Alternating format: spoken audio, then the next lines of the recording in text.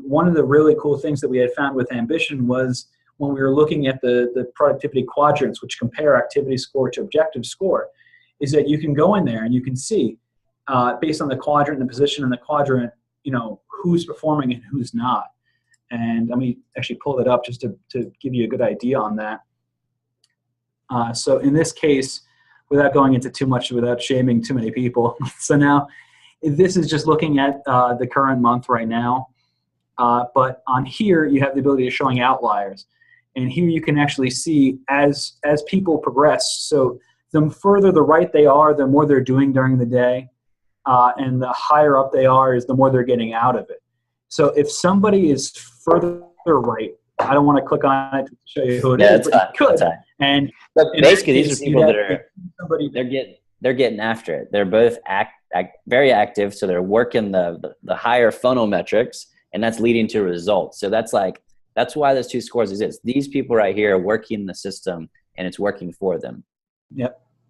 So what happened with your rep that was there for 7-8 years? Did you pull this up and activity was down? What was the situation? So in that case, it was much like this outlier over here, is that they were doing a lot of activity. They were doing a lot of calls, and they were sending a lot of emails, sending a lot of texts, but they weren't getting much out of it. The objective was down. And I had told the sales manager at the time that the quadrant is a great tool, because it's anything that's an outlier is a red flag.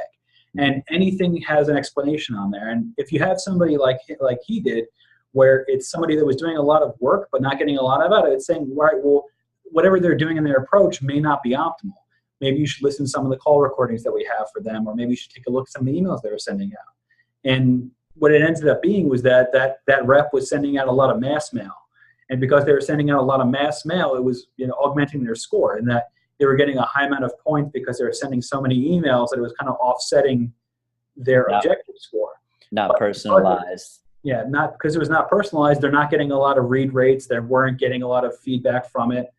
When they were making calls, some of the calls were not optimal. Some of the things they were saying, they weren't, in a positive spin to things. So there are a lot of changes to maybe made. But if he was in the middle of the pack, he wouldn't have, it wouldn't have popped out as obviously. But right.